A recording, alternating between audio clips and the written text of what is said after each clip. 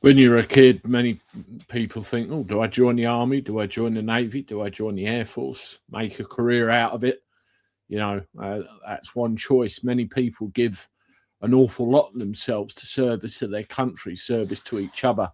And they go to places where we really don't need to be. We shouldn't have to see, shouldn't have to go. And they go and do it willingly, following orders. They fight for each other. And with a bit of luck, come home together. And then many, many years later, can you imagine getting a knock on the door because of something you did in a foreign battlefield a generation ago, long forgotten in some cases, and unfortunately not in others? Well, we've heard in recent days about Keir Starmer apparently doing some pro bono work out there, trying to levy criminal charges against our dear beloved veterans who are treated with complete and utter disdain. And there's a little bit more information I want to share with you and go through, starting with this video here. Good evening. Sir Keir Starmer is being labelled a traitor and a national disgrace by our brave military veterans. He's accused of taking part in a witch hunt against Britain's military heroes and doing it all for free. I don't think anyone in their right mind can think that man can be our Prime Minister after hearing these devastating revelations in today's Daily Telegraph. Both Starmer and his great friend, now our Attorney General Lord Hermer, worked for free on a case that led to hundreds of Iraq war veterans being hounded and subjected to years of investigations, accused of crimes they did not commit. Starmer and Hermer, for free, gave legal advice that said a British war hero who had already been found not guilty of murder twice should face an investigation again. Starmer and Hermer, for free, represented interveners, including Amnesty International, and made submissions to the court that a British war hero who had already been cleared of wrongdoing by the military had not been properly investigated. It took Sergeant Richie Cattrall 13 years to clear his name. He was eventually exonerated following an investigation and a separate inquiry. But the whole process saw him develop PTSD, sadly, apparently, turned to drink and attempt suicide multiple times. He also suffered a stroke. Before we listen to him, God bless him, now you take in some of the detail there. Hounded, found innocent, hounded again, found innocent again, over and done with, over decisions, over orders, over events that happened literally a generation ago on a battlefield. For free? For free? Something very cold and calculated there. And what you have to think as well is you lose the army, you've lost everything. You lose the armed forces, you've lost everything. You know, you have higher ups, generals who have gongs and sirs before their name and big fat pensions. But the rank and file NCOs, officers, that's another matter entirely. This is a disgrace. We're talking Iraq veterans here, but you're going all the way back as far as Northern Ireland, maybe further still. Let's have a look what this poor guy's got to say. Because he's now the Prime Minister and he's getting troops done. He's literally going for troops that are doing the job. That case ultimately led to what some are calling a witch hunt against more soldiers. And according to the Daily Telegraph, Keir Starmer argued that because British troops were in control of parts of Iraq during the Iraq War, the UK was therefore legally obliged to conduct fresh investigations into their behaviour under European human rights law. Now, this was initially rejected by the Court of Appeal, but the case was then taken to the ECHR, who forced the UK to reopen investigations into these British soldiers. Now, Keir Starmer claims he had nothing to do with the ECHR case. By the way, I've got some news for you very shortly on that. But I don't think that's relevant, whatever he claims, because his advice probably led to the subsequent investigations. It gets worse. According to reports, the allegations cited by Sir Keir were found to be based in part on a false document. False document. a false document. You know the funny thing about PTSD, of course it isn't funny, post-traumatic stress disorder never is. It can come at you years after the event. And you imagine all the stress this poor guy's gone through. He could have been fine when he come home, but something could have been lingering there. Something could have been sitting there. And all of a sudden, boom, and it brings it all back. And you have to live with the consequences of that for the rest of your life. I don't see why he should have to live with the consequences of that, because it wasn't him that put himself in that position. You know, you were over there in a foreign land, and in a lot of cases, you have no idea who the enemy is. You're on guard all the time. Anything could happen to anybody at any time. I've read so many stories. And then you come home in one piece, at least thankful for that. You go home to your families, and then years of torment. And they wonder why we have the recruitment issues we have now. Disgrace. To pin the blame on British troops. Now, although Downing Street have denied it, the Daily Telegraph say that Starmer worked alongside disgraced former lawyer Phil Shiner, who was later struck off by the Solicitors Regulation Authority for dishonesty, which included fabricating evidence and making false representations to courts. Look at these two. Right, this gives you some idea of the state of the British justice system. And I've said it time and time again. We take away from soldiers for a minute, right? If you want to end up behind a door, give it a load of money when they take you down the cop shop. If you don't, shut up. They're using all this administrative law system against you to put you away, to do what they want with you. You've got to understand what's going on. And look at what these poor soldiers have gone through. I've told you about a friend of mine, I won't say his regiment, but an ex-soldier who got a letter through asking him in for a voluntary interview over something to do with Northern Ireland 50 years ago. He told him to fuck off. Can't blame him, really. Can you? Men now run our country. What kind of a man works for free on a case that led to investigations of British military heroes? How have they ended up in charge of our great country? The mask has slipped for Sir Keir Starmer over this. He's represented various enemies of the state, IRA terrorists. He's represented Al-Qaeda chief Abu Qatada. He represented the now banned Islamist terrorist group Hizb ut-Tahrir in the ECHR, trying to get them off the banned list in Germany.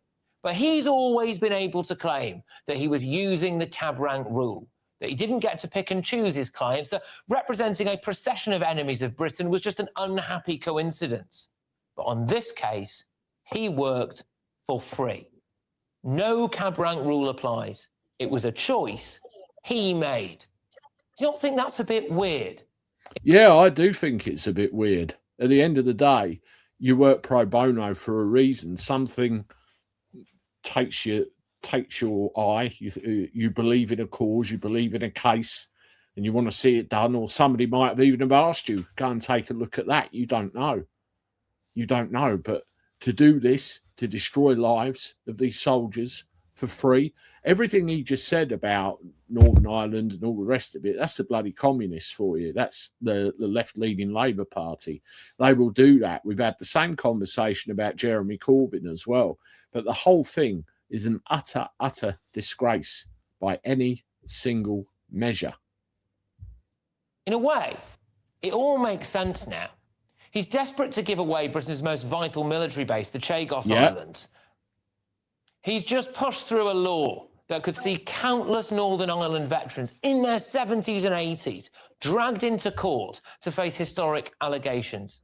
This is the man who appeared to take his poppy off when he was doing a video about Islamophobia Awareness Month. He used to want to abolish the royal family. I often used to propose the abolition of the monarchy. The brass neck of this snivelling little human rights lawyer to say this just the other day. I consider President Trump's remarks to be insulting and frankly appalling. And I'm not surprised they've caused such hurt to the loved ones of those who were killed or injured.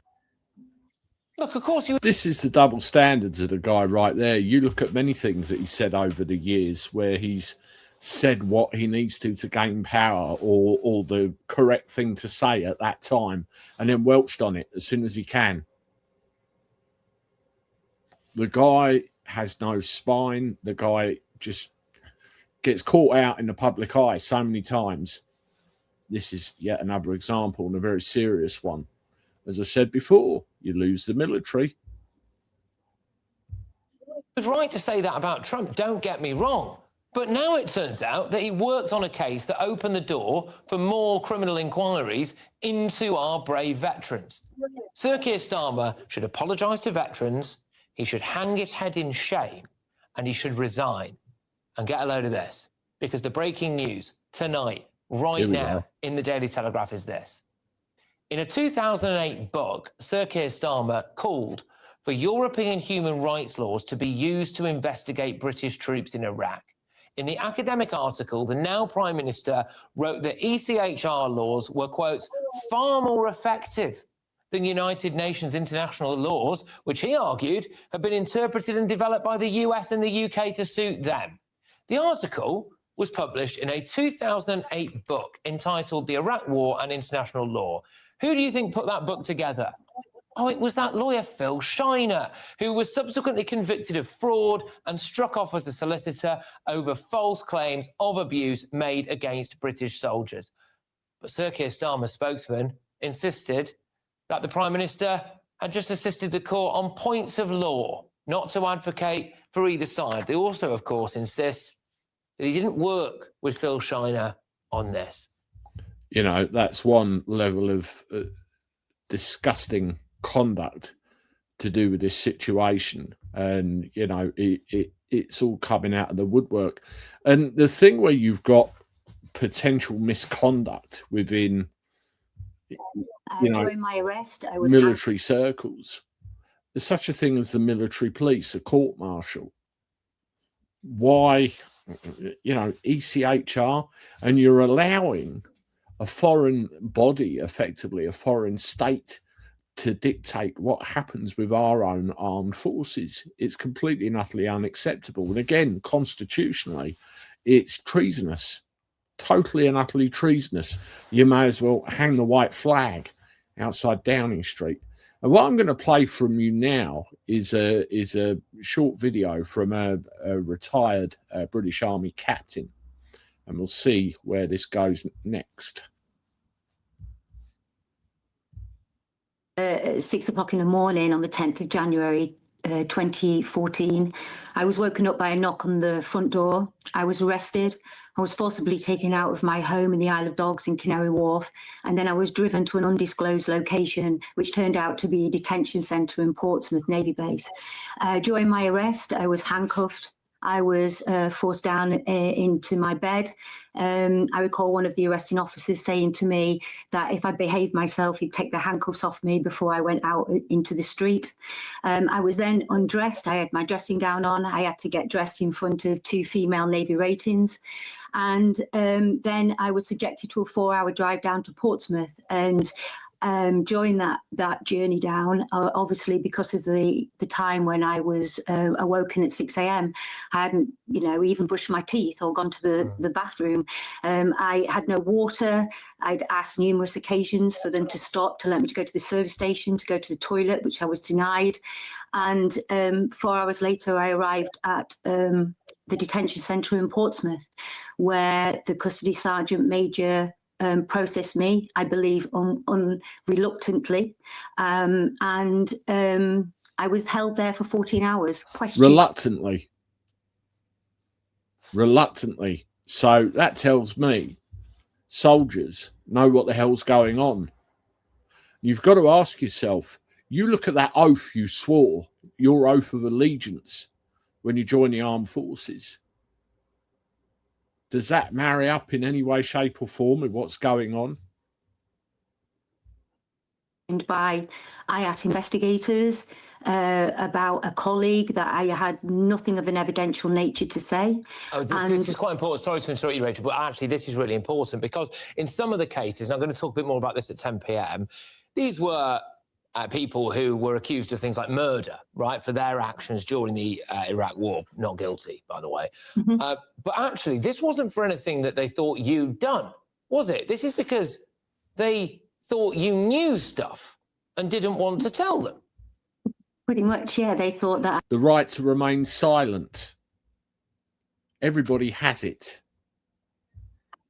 I knew something about an ex-colleague, and I had nothing of an evidential nature to give them. They had contacted Rachel, former British Army captain. Just let that sink in. You don't just end up an army captain after 5 minutes. So a period of years of loyal service. Repaid how?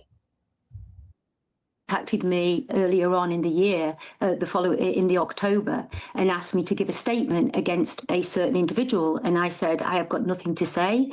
And they said, well, we can force you. And I said, well, that's a bit strange. And if you do, then I'll go to a solicitor.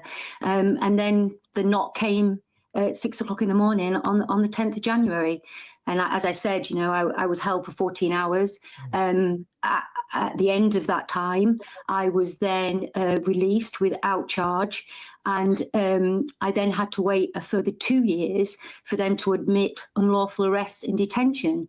And during that 2 years, it was the most horrendous time. I didn't tell my family that I'd been arrested, because the first time when you tell somebody you've been arrested, they immediately ask, well, what have you done?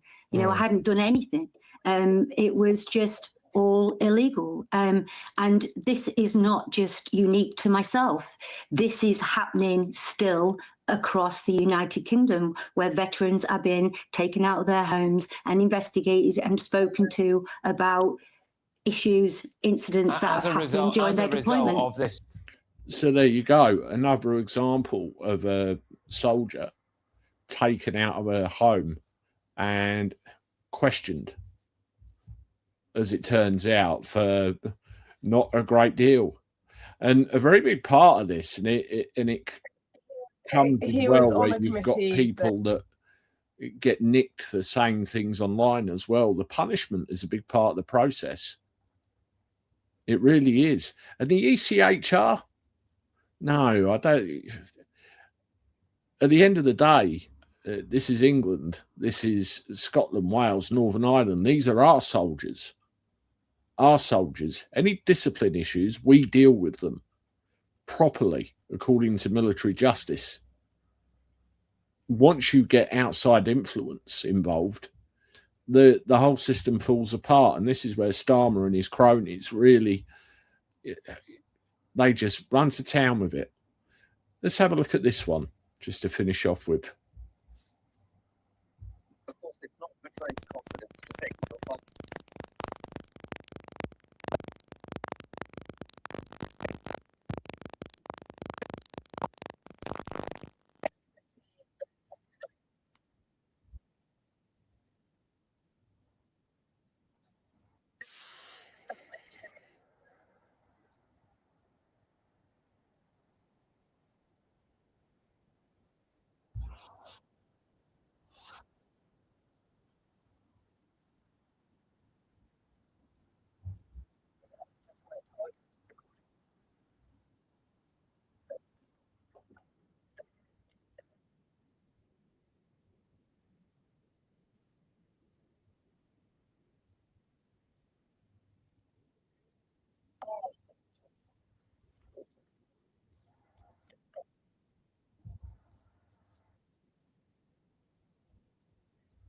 That's a very powerful question at the end, isn't it? Why are our soldiers treated worse than terrorists? Mentioned Northern Ireland right there, but there's many examples all over the place. And you walk in, I mean, I was told stories about Ireland. You never knew who the enemy was. Anything could come from anywhere, any time. Even kids were used in some cases. It's, There was loss on every side, like any conflict. And our soldiers now are being persecuted for doing a job. Now, serving soldiers, you've got to look at this and think, what the fuck have I signed up for? And is it a wonder, as I said earlier in this piece, that we've got the problem with recruitment we have? Unbelievable. Unbelievable. Let me know what you think in the comments. As always, subscribe to the channel, hit the like button, share my stuff. I'll talk to you soon. Toodaloo.